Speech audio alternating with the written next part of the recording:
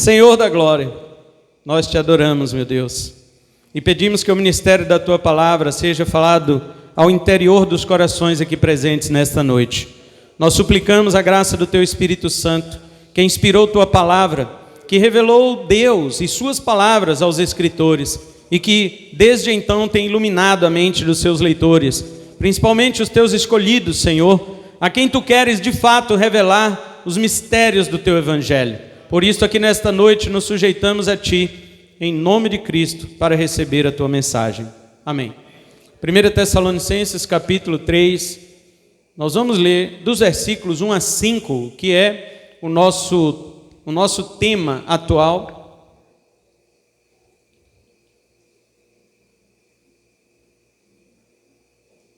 E nós estamos falando que há interesses por trás das tribulações.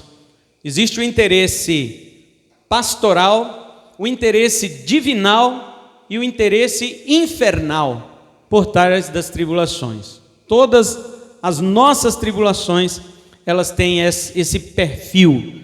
Existem 3 figuras por trás das tribulações que a igreja passa. E nós estamos vendo, em primeiro lugar, o interesse pastoral. Vamos ler do verso 1 ao 5 e depois vamos comentar o primeiro ponto. Por isso, não podendo mais suportar nossa preocupação por vós, achamos melhor ficarmos sozinhos em Atenas. E desse modo, enviamos nosso irmão Timóteo, cooperador de Deus no Evangelho de Cristo, para vos fortalecer e vos encorajar na fé, a fim de que ninguém fraqueje diante dessas aflições, porquanto estáis bem informados de que fomos destinados para isso. Pois quando ainda estávamos convosco, já vos advertíamos que haveríamos de sofrer tribulações, como de fato ocorreu, como também é de vosso pleno conhecimento. Foi por isso que, já não me sendo mais possível continuar aguentando, enviei Timóteo para conhecer o estado da vossa fé, temendo que o tentador vos tivesse seduzido, tornando inútil todo o nosso empenho. Amém? Podeis sentar em nome de Jesus. Amados, semana passada nós falamos quais eram as qualidades de Timóteo, que Paulo, por ter sido, como vimos no 2, versículo 18, impedido não somente uma, mas 2 vezes por Satanás de retornar a Tessalônica, o apóstolo Paulo resolveu enviar Timóteo, porque Paulo não podia voltar a Tessalônica por um planejamento diabólico. Nós não sabemos exatamente de que forma o diabo impediu este retorno missionário do apóstolo Paulo, embora alguns estudiosos suponham que naquele trato que Jason fez com as autoridades de Tessalônica, que eram os politarcas, ele teve que assinar um contrato, e neste contrato, ou uma declaração, e nesta declaração devia constar uma assinatura de Jason, Atos 17, na qual ele garantia que o apóstolo Paulo não voltasse naquela cidade de Tessalônica, para que não houvesse mais aquela turbulência que houve quando ele esteve lá na primeira vez. Alguns sugerem isto e parece ser uma das posições mais aceitáveis pela qual o diabo, o tentador, Satanás, conseguiu impedir um progresso missionário ou uma experiência missionária do apóstolo Paulo, né? Que nós já falamos sobre isso no capítulo 2. Como Paulo não pôde ir, ele enviou Timóteo, e ao enviar Timóteo, ele qualifica este homem de Deus. Nós vimos semana passada estas qualificações. Ele chama Timóteo primeiro de irmão, segundo, ele chama Timóteo de ministro ou diácono no grego, e terceiro, ele chama Timóteo de cooperador ou trabalhador juntamente com. Estas qualificações levaram os tessalonicenses a acreditarem na pessoa de Timóteo, aliás, que já esteve com Paulo na primeira estadia, quando Paulo pregou para eles o evangelho. Muito bem. Ainda sobre o interesse pastoral pelas tribulações que uma igreja passa, porque o pastor não pode, de forma nenhuma, ficar isento das tribulações que a igreja dele passa. E olha, eu estou para dizer para os irmãos que muitos pastores não se preocupam com as tribulações de sua igreja, desde que não seja com ele. Mas quando ele é atingido por alguma tribulação, ele quer que todo mundo se preocupe. E depois sobe no púlpito para dizer: irmãos, vocês não têm orado por mim, vocês não têm me perguntado como é que eu estou passando por aflições, estou passando por dificuldade, por tribulações, e vocês não têm se preocupado. Mas quando a igreja passa, ele também não preocupa. Ele considera apenas tribulações quando é ele. Paulo não precisa nem dizer, né? Porque ele vivia em tribulações. Mas agora ele vendo e conhecendo que a igreja de Tessalônica, uma igreja muito jovem, ela foi plantada em 3 semanas. Como nós já vimos várias vezes aqui no decorrer do nosso contexto histórico. Ela foi fundada em 3 semanas. E logo a seguir houve uma tremenda perseguição, de modo que Paulo e seus companheiros tiveram que fugir de Tessalônica para Bereia e depois para Atenas. Mas Paulo foi sozinho para Atenas.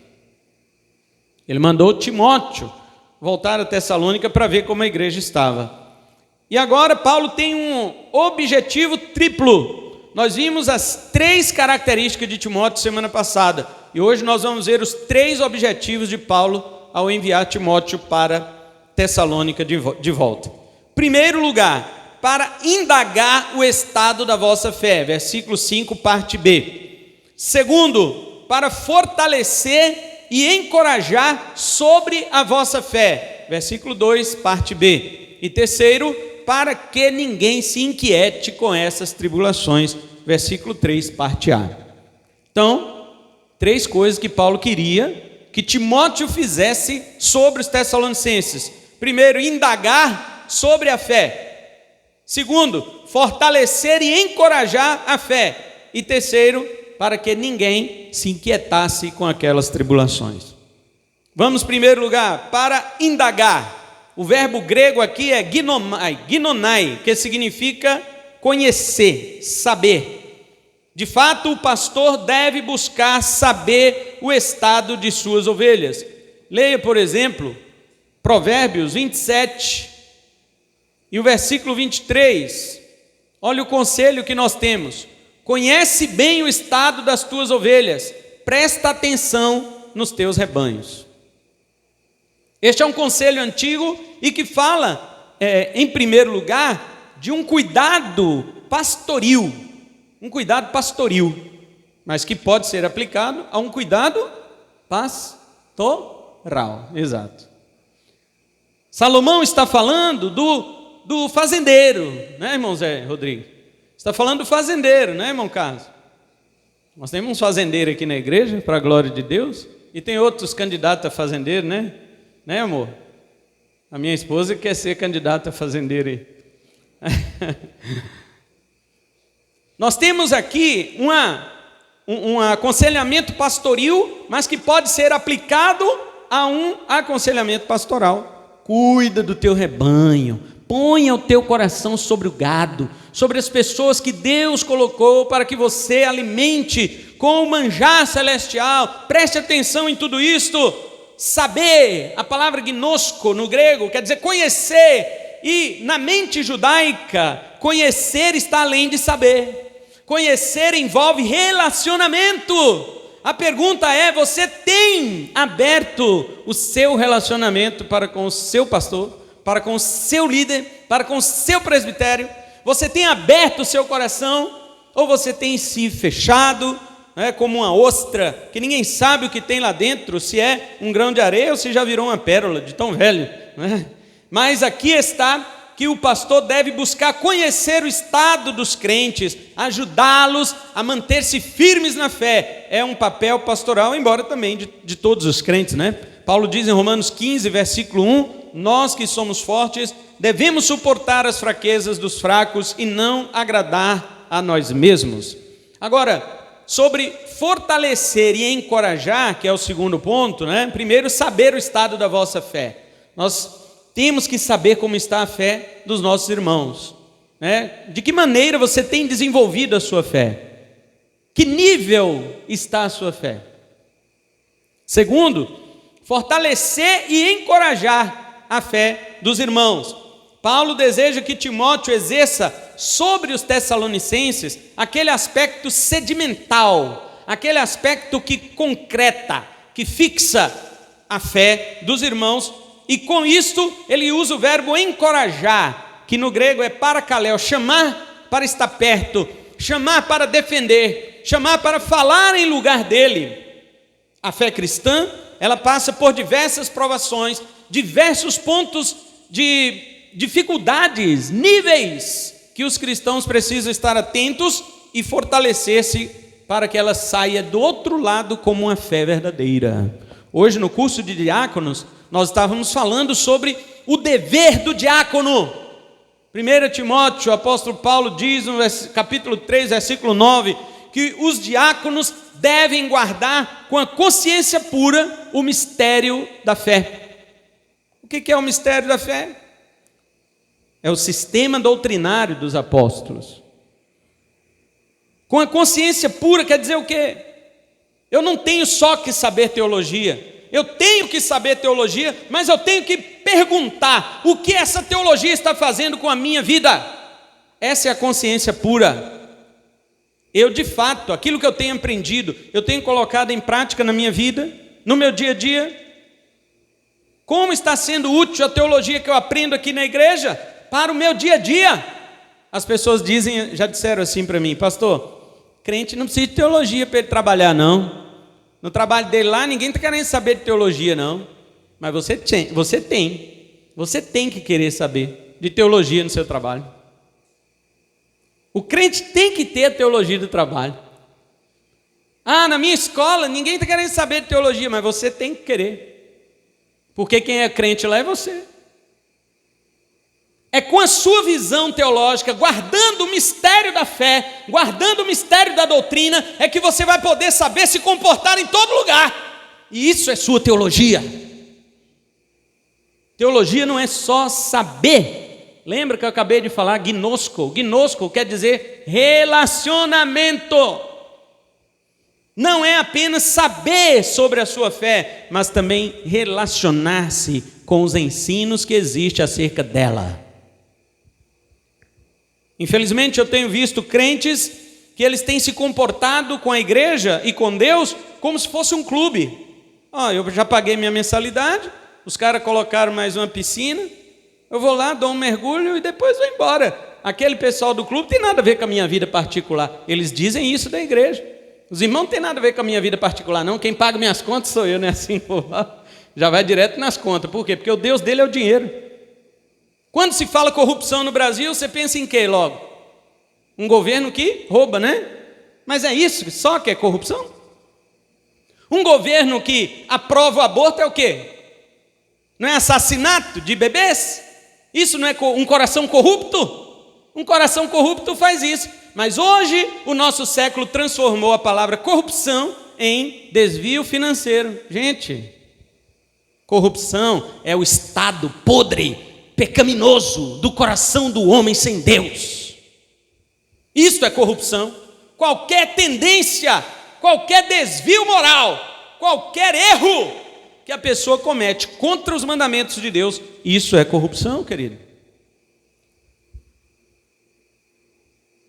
Portanto, Paulo diz para Timóteo: Timóteo, além de você saber do estado da fé dos irmãos, eu quero que você também os fortaleça, que você os encoraje.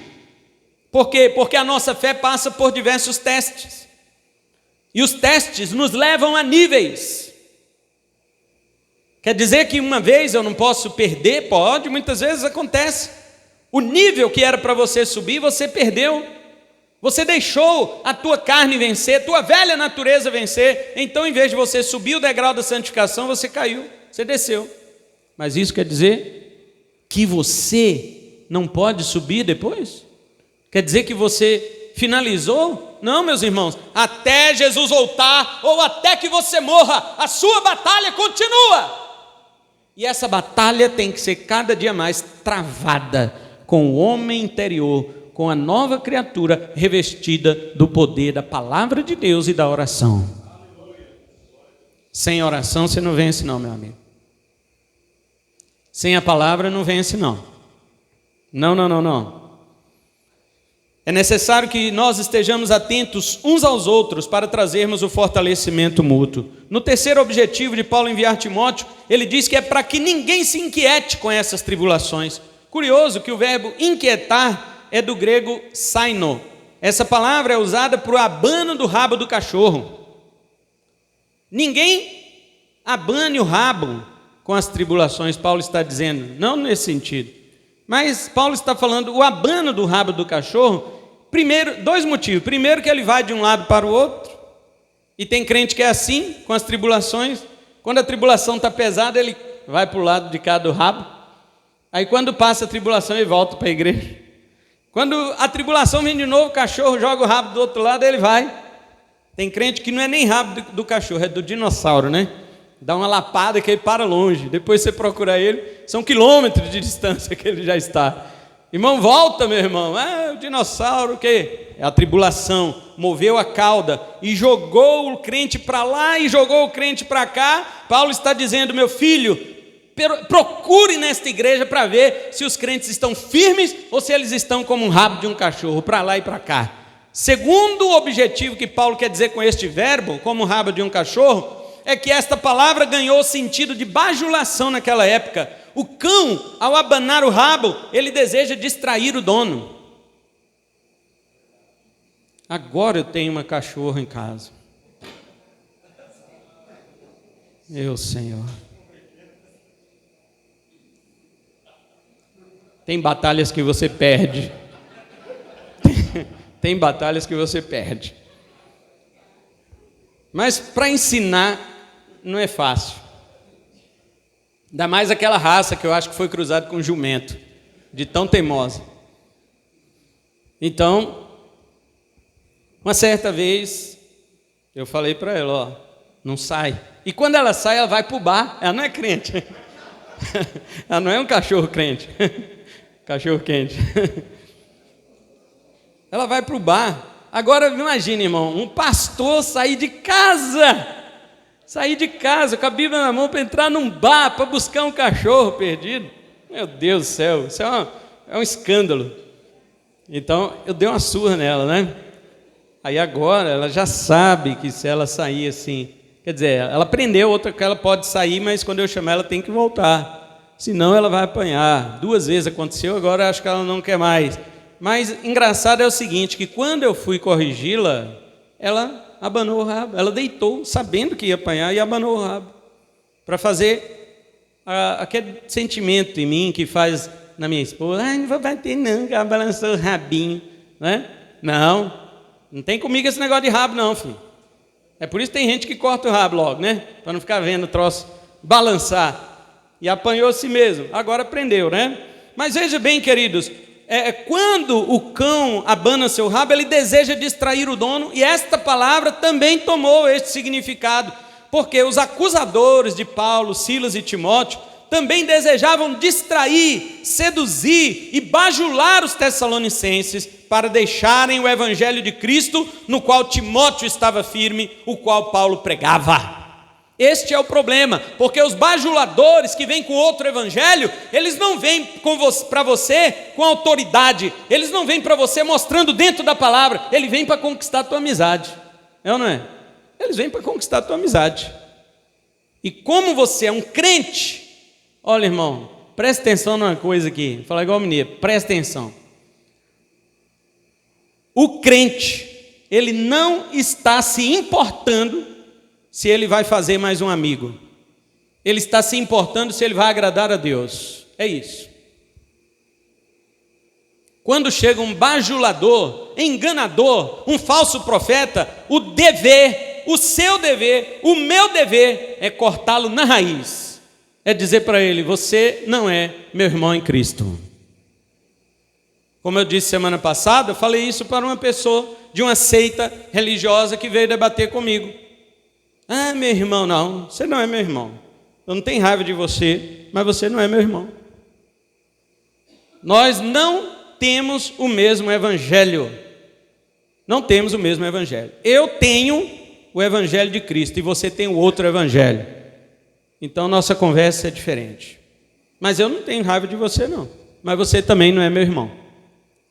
Nós temos que deixar as coisas claras para os falsos profetas, para os lobos devoradores, para estas pessoas que querem minar a tua fé, confundir a tua cabeça.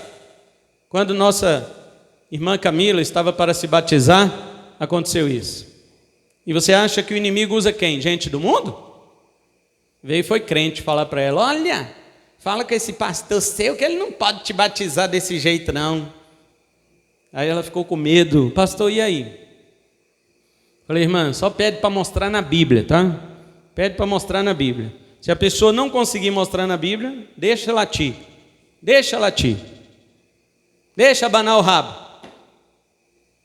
E ela perguntava toda hora: me mostra na Bíblia, amiga, me mostra na Bíblia. Ah, eu não sei onde está não, eu sei que tem. Aí diz o outro, né? Se não tiver, bota, porque é verdade. E aí ficou: eu vou achar e vou te mandar. Até hoje, né? Você está esperando. Pois é. E aí fica aquelas coisas, querido, querendo confundir, querendo distrair, abanar o rabo para distrair você. Não aceite, não aceite, você é crente. O crente existe para agradar a Deus. Ele não quer saber se ele vai fazer mais um amigo, não. Não é isso. A postura do crente não é essa.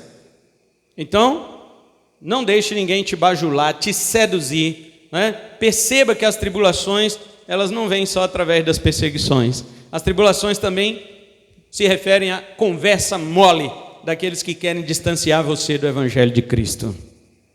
Conversa mole. Irmãos, se chegar um testemunho de Jeová na sua casa, por exemplo, e dependendo da hora, se você mandar uma mensagem para mim e eu puder, eu vou lá. Pergunta para ele se ele quer me esperar. Fala para ele: você quer esperar meu pastor? Eu vou chamá-lo aqui. Você manda mensagem para mim primeiro para ver se eu posso. Se eu falar assim: eu não podia não, mas agora que é um testemunho de Jeová, eu posso, eu vou. Aí você fala para ele, você fala: espera aqui, que o meu pastor vai vir. Pode, abre a porta da tua casa, recebe ele, depois me recebe, tranca a porta, com nós tudo lá dentro. Já tem um UFC ali, não, calma. Queridos, estas pessoas querem uma conversa agradável para distanciar você do Evangelho de Cristo. Aqui estão 3 qualidades, ou aliás 3 interesses que o apóstolo Paulo encarregou Timóteo de procurar saber sobre seus irmãos. Primeiro, ele quer saber sobre o estado da sua fé. Segundo, ele quer fortalecer e encorajar a tua fé. E terceiro, ele quer que você não fique aflito, confuso, bambo, que você fique cocheando entre 2 pensamentos acerca da sua fé. De forma nenhuma, mantenha-se firme. Agora, há mais 2 qualidades de Paulo que dizem respeito ao interesse pastoral para com a igreja que passa por tribulações.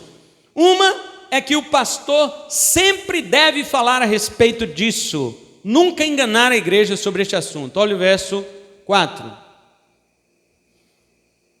No versículo 4, o apóstolo Paulo, ele diz o seguinte para os Tessalonicenses. Ele diz para ele: pois quando ainda estávamos convosco, já vos advertíamos que haveríamos de sofrer tribulações, como de fato ocorreu, como também é de vosso pleno conhecimento. Ou seja, não há sobre um pastor, né, aquele interesse de esconder a verdade da sua igreja. Eu disse para vocês, irmãos, que isso ia acontecer.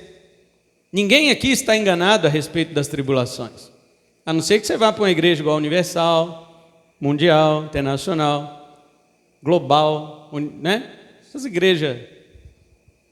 igrejas neopentecostais, que querem, aliás, irmãos, dizer uma coisa aqui para vocês: há igrejas que não são neopentecostais, mas que aderiram ao ensino deles. Por quê? Porque o Deus é o dinheiro. Eles olharam para o neopentecostal e disseram: os caras ganharam dinheiro em menos tempo que nós, por que nós não pregamos o que eles pregam? E aí começou também várias igrejas que não eram neopentecostais, não são, mas que começaram a utilizar as mesmas pregações. Antigamente você não ouvia a igreja ficar falando de prosperidade. Quando a Universal começou, as outras foram atrás, velho. E aí agora até defendem, falam: não, mas existe sim a prosperidade verdadeira. Mas qual que é a verdadeira? Aí quando você vai escutar, é a mesma que a da Universal. Ué, mas eu achava que tinha diferença. Então, o apóstolo Paulo não enganou a igreja. Ele disse desde o princípio, quando esteve lá: vocês passarão por tribulações. E a outra a outra preocupação é que Paulo queria que os irmãos se cuidassem com o que o diabo podia fazer contra eles, tentando-os fazer cair, para que o trabalho de Paulo fosse vazio. Está lá no verso 5, parte B. Ele diz assim: temendo que o tentador vos tivesse seduzido, tornando inútil o nosso trabalho. Irmãos, o cristianismo sempre esteve sob a mira do engano. Sempre. Essa tentativa maligna de inserir elementos estranhos dentro da fé cristã é antigo. Mas a tática mais terrível do diabo é usar pastores na arte do engano. Quando usa alguém de fora, você desconfia. Poxa, o cara está vindo de fora, eu não sei o que ele está falando. Embora no meio dos crentes, às vezes é o contrário, né? O crente acredita mais em quem vem de fora do que naquele que está ali todo dia, lutando para te ensinar a verdade. Aí quem vem de fora fala uma coisa: nossa, agora Deus falou nessa igreja. Agora, depois de 15 anos, o pastor está lá pregando, aí vem um de fora, fala um dia e vai embora. Deus falou. Deus falou nessa igreja hoje. O pobre do pastor está pelejando, joelho no chão, estudando a Bíblia, rasgando os cabelos, que não pode rasgar as páginas. Ele rasga os cabelos, ele interpreta, ele faz isso, ele estuda, ele ora pela igreja, ele vem nos cultos, ele chama os irmãos, vamos irmão, vamos. Amarra todo mundo num saco assim, sobe o morro e os crentes dentro do saco reclamando, ele devia descer, está todo mundo descendo, por que ele está subindo? Então o pastor sofre tudo isso, 15 anos, aí chega um de fora e passa e faz aquele auê, e aí fala um negócio estranho, todo mundo, Deus falou, Paulo, ele está dizendo, cuidado, porque grandes artimanhas de Satanás são utilizadas exatamente nestes homens que passam pelos púlpitos das igrejas. Em nossos dias, por exemplo, grande parte dos pregadores, na melhor das hipóteses, esconde ou não fala a respeito das tribulações. Quando você vai nas igrejas para ouvir a respeito de pregação de domingo, você ouve pastores falando de tribulações? Você não ouve eles falando de tribulações, mas se é que eles falam de alguma aflição ou tribulação, eles dizem assim, você que está passando por aflições aqui nesta noite, Deus tem a vitória. Não é assim?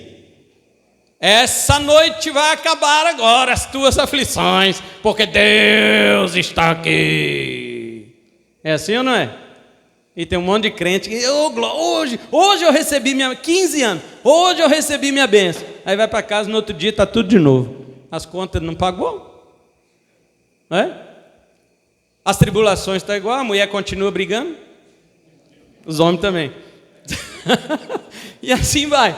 E com essas características, com essas coisas acontecendo, ele acha o seguinte, que não, o pastor liberou uma palavra profética. O que é isso, irmão? Depois os irmãos explicam para mim. Agora não, que nós vamos parar a mensagem não. Mas depois do culto alguém me explica o que é liberar uma palavra profética. Então, quando nós estamos pregando, nós temos que ser claros, temos que falar a respeito das tribulações. Agora, na pior das hipóteses, esses pregadores dizem, sabe o quê? O crente verdadeiro não sofre tribulações. Se ele sofre, ele deve sempre vencer. Mas vencer é do ponto de vista do que ele considera vitória. Paulo jamais usou de engano, nunca foi fraudulento para com os discípulos de Jesus. Antes, Atos 14, 22 diz, fortalecendo a alma dos discípulos, exortando-os a permanecer firmes na fé e mostrando que através de muitas tribulações nos importa entrar no reino de Deus. E não era só na escrita que Paulo se preocupava com isso, mas na prática da missão ele também o demonstrou. Lembrando que Paulo ficou pouco tempo em Tessalônica, como nós já falamos, e mesmo assim não deixou de falar aos crentes sobre as aflições que os atingiriam. O verbo usado aqui no grego é dizer de antemão. Nós falamos antecipadamente que vocês seriam pressionados. É o que está escrito. E de fato aconteceu com os crentes. Mas por que eles ficaram firmes? Porque eles já sabiam. Eles não foram enganados. Já pensou se Paulo fosse um Edir Macedo? Já pensou se Paulo fosse um chapelão? e passasse lá na igreja de Tessalônica ou nos irmãos e falasse com eles: a vitória de vocês está chegando. Você já pensou? E depois viesse tribulação com os politarcas, com aqueles perseguidores judeus que invadiram a casa de Jason e o arrastaram para fora de sua casa, debaixo de pancada, achando que Paulo estava lá dentro. Os irmãos iam dizer o quê? Que promessas mentirosas que esses apóstolos fizeram para nós. São promessas mentirosas, eles são mentirosos, eu não quero mais Deus, não. Eles iam abandonar o evangelho por causa dos falsos profetas, irmãos. É isso que você encontra hoje. Você vai pregar o evangelho, a pessoa está desviada. Você pergunta: por que você desviou? É porque havia promessas de vitória e elas nunca aconteceram em minha vida. Isso é uma lástima. Isso é uma desgraça para o evangelho. Os verdadeiros pregadores, eles não escondem, não. Eles falam logo: você quer vir para Cristo? Venha, mas você vai padecer por tribulações. Quanto mais santo você quiser ser, mais tribulação você vai ter. Quer? Então não quero não. Então vai com Deus, ou sem Ele. Agora aqui tem que ser conhecendo a verdade. Jesus não enganou ninguém, não.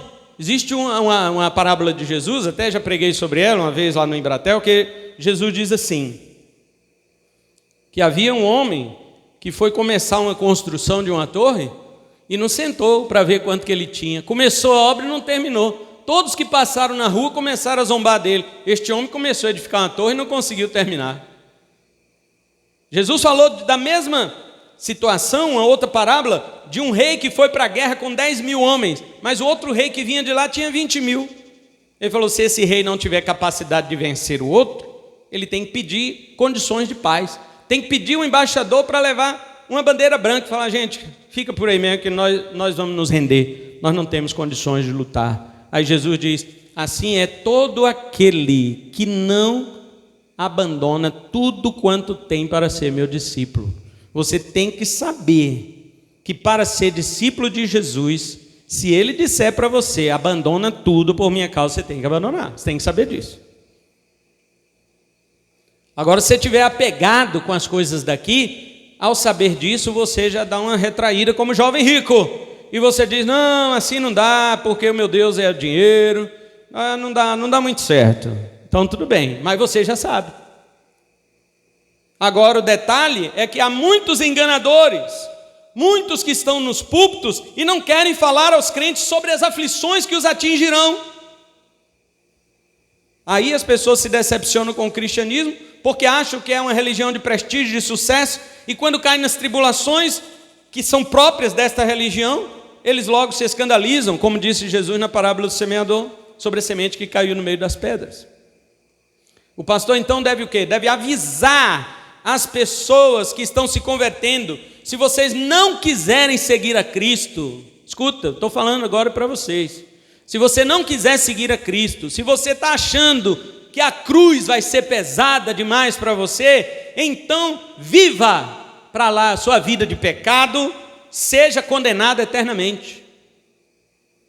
Agora, os que sofrem tribulações por amor a Cristo Jesus, sendo fiéis discípulos, já têm a vida eterna aqui e serão gloriosamente recompensados lá. Esta é a palavra de Deus, esta é a palavra de Jesus. Você tem que ter consciência. Não, servir a Jesus está difícil. Está difícil? Eu te dou um conselho: fica, continua. Porque se você abandonar, o que é fácil hoje ficará impossível amanhã. O que é difícil hoje ficará uma bênção amanhã. Mas se você quiser o que é fácil hoje, amanhã ficará impossível. Não é difícil não, impossível. Porque de dentro do inferno ninguém sai mais.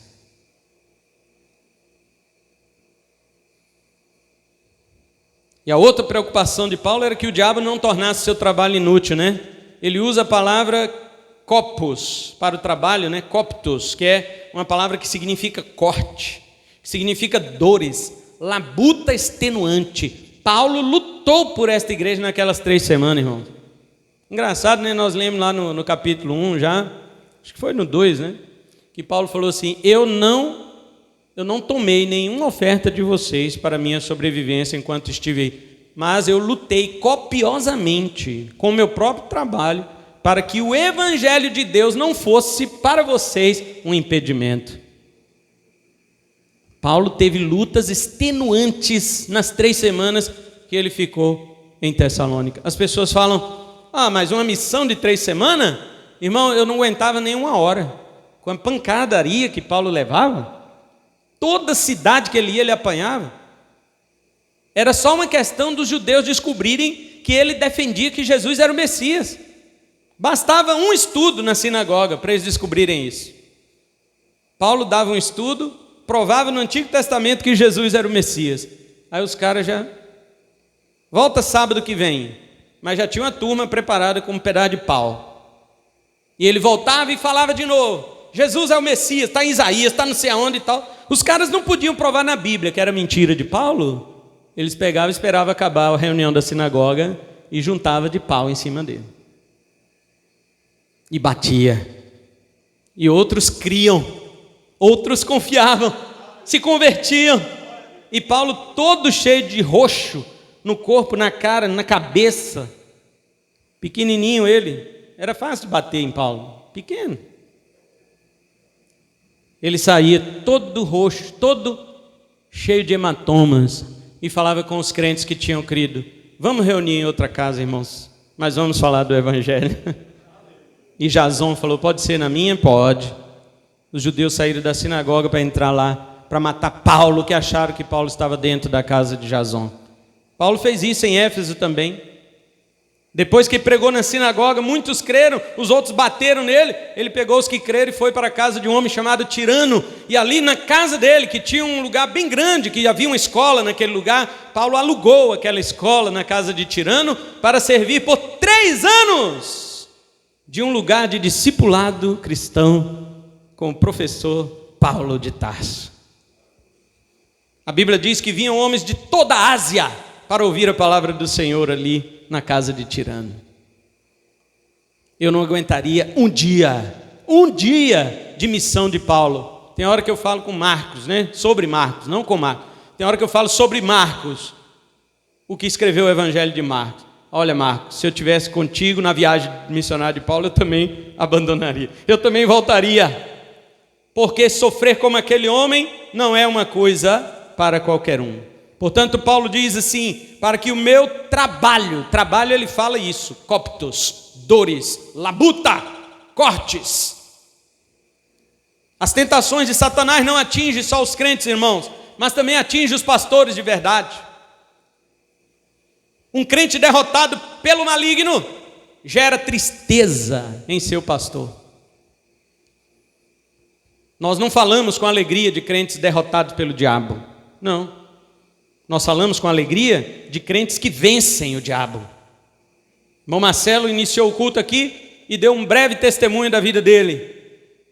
Eu fui derrotado pelo diabo, mas agora o Senhor me levantou. Levantou por causa de quê? Por causa da palavra. Era a palavra que estava todo dia lá no coração dele, na mente dele. Foi a palavra que levantou ele. E quando ele levantou, ele não levantou de pé, ele levantou de joelhos, mas não de joelhos diante do inimigo, e sim diante de Deus.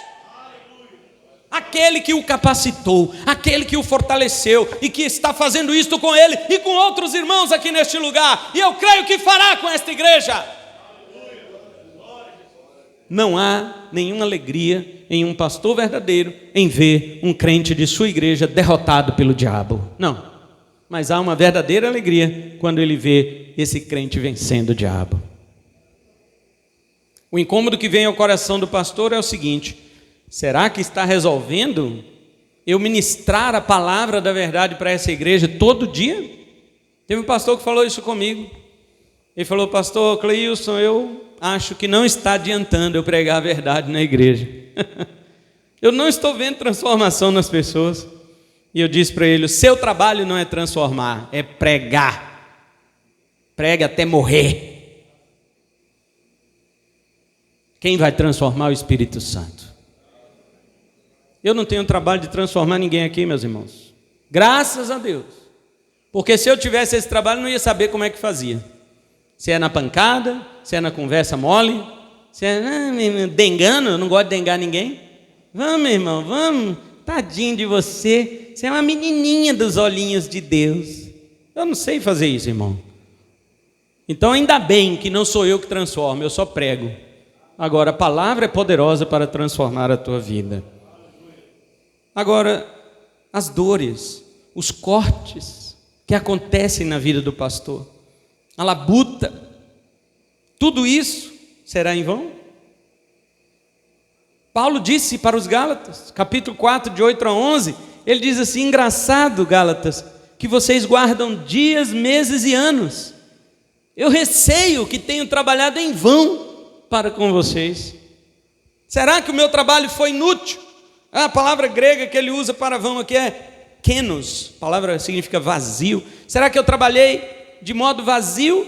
Será que meu evangelho pregado até vocês foi batendo em lata vazia?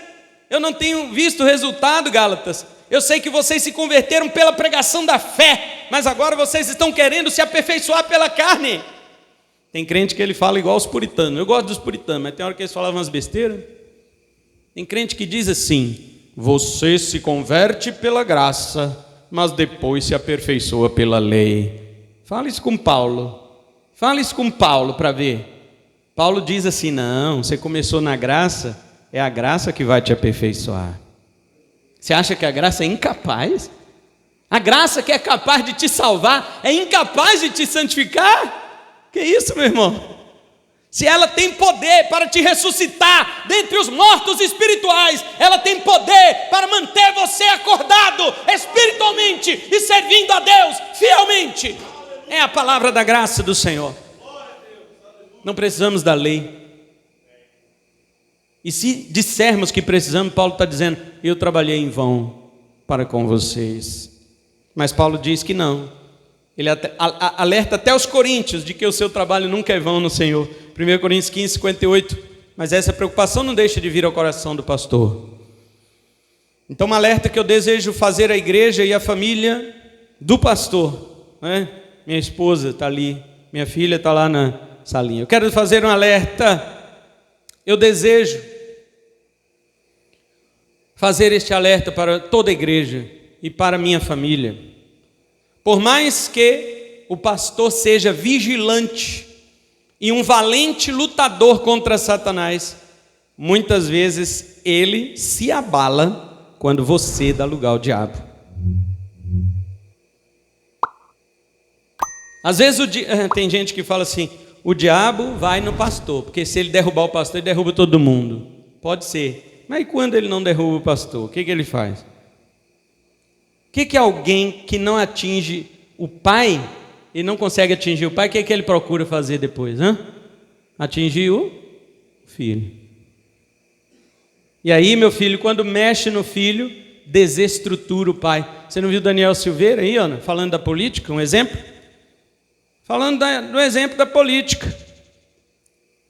O ministro Alexandre de Moraes começou a multar o deputado Daniel Silveira em 15 mil reais por dia, se ele não aceitasse aquela tornozeleira eletrônica lá. Aí o cara olha, e outra, sequestro de todos os bens que ele tivesse, se ele não aceitasse. O cara olha para a esposa, olha para os filhos, ele vai fazer o quê? Não, pode colocar tornozeleira, pode colocar coleira, pode colocar pulseira, pode colocar o que você quiser eletrônico em mim, porque mexeu com meus filhos, eu não suporto, eu não aguento. Assim é um pastor. O diabo muitas vezes, quando não consegue atingir um pastor de verdade, ele atinge os seus filhos espirituais, e o pastor ele vai chorar, ele vai psicologicamente ficar aflito, porque sabe que tem um filho espiritual sofrendo e dando lugar ao diabo. Não é nem questão de sofrer. Eu não me importaria de ver você sofrendo por amor de Cristo, desde que você ficasse firme. Mas se você não estiver sofrendo, mas está dando lugar ao diabo, isso me entristece. Você quer entristecer seu pastor? Entregue os pontos para Satanás. Muitos pensam que o pastor só é atingido quando a coisa é com ele. Mas o que não é com ele? O que não é com o pastor? Tudo que acontece na casa do pastor é com ele. Tudo que acontece na sua casa é com ele. Não enfraqueça seu pastor, senão também enfraquece a igreja e você vai experimentar uma amarga derrota para Satanás. Eu não estou falando isso para que vocês me impressionem. Eu estou falando isso usando o texto. O texto. Paulo esperava dos Tessalonicenses aquilo que Timóteo relatou para ele quando voltou. Era isso que ele esperava. Mas antes de Timóteo ir, ele esperava também, né? Por outro lado, o lado humano de Paulo fala: será que esses irmãos estão firmes? Com tanta coisa que está acontecendo com eles, tanto sofrimento, 3 semanas só? Será que eles estão firmes? Vai lá, Timóteo, ver como está. E aqui estão. Primeiro, semana passada, nós vimos as qualidades de Timóteo, e hoje nós vimos o que Timóteo deveria sondar naquela igreja. Mais tarde, quando eu voltar de viagem, nós vamos ver os planos que Deus tem com as tribulações sobre sua vida. E finalmente os planos que o diabo tem, porque ele também não é bobo, né? Ele também não é bobo. Ele vê o crente sendo atribulado, às vezes nem é ele que está te atribulando, mas ele vê você passando uma luta. Como dizia um amigo meu, o pastor era casado com a irmã do capeta. Eu era casado com a irmã do capeta. Falei: rapaz, nunca vi um cunhado do diabo, né? Primeira vez. Mas, assim, para você ver como que de fato as coisas são terríveis. O cara fala para a mulher assim: ô minha filha, eu vou tomar um banho, você cozinha um ovo para mim, né? Já que você não quer fazer a janta. Quando ele volta do banheiro, ela está lá sentado no sofá, com a colher, um ovo na colher e um binga aceso embaixo, assim, um isqueiro aceso embaixo da colher, esquentando o ovo. E o cara fala: só pode ser o diabo uma coisa dessa. Aí o diabo sai de trás da porta e fala: eu não, eu nunca vi uma coisa dessa. O diabo. E sai correndo. Então, às vezes a gente pensa que todas as tribulações são trazidas pelo diabo. Não, mas ele pode se aproveitar de cada uma delas. Agora, abre o olho, porque quando ele se aproveitar de alguma tribulação sua, quando ele se aproveitar, você não vai mais saber que ele está ali. Este é o perigo da cilada. Depois que você colocou o pé, você só vai saber que é o diabo depois que você caiu. Tá? Então, queridos, eis aí os 3 propósitos que Paulo tinha com Timóteo em relação àquela igreja. Conhecer a fé. Eu quero saber como está a sua fé. Segundo, fortalecer a sua fé. Eu quero fortalecer a sua fé. Faço isso através de meios pequenos, aparentemente insignificantes, mandando devocionais para vocês todo dia de manhã, ensinando aqui nas terças-feiras, orando com vocês às quintas, ajudando de vez em quando os jovens irmãos, os varões aqui nos seus cultos departamentais e pregando a palavra poderosa de Deus aos domingos aqui para vocês e visitando vocês quando assim se faz necessário. Porém, eu não posso livrar você da cilada do diabo. Mas eu tenho medo que Satanás vos iluda, vos engane, vos seduza, e assim o meu trabalho se torne em vão, se torne vazio. Mantenha-se acordado. Igreja do Senhor, mantenha-se acordado. Em nome de Cristo, esta é a palavra de Deus. Amém? Vamos orar, vamos agradecer o Senhor por este momento.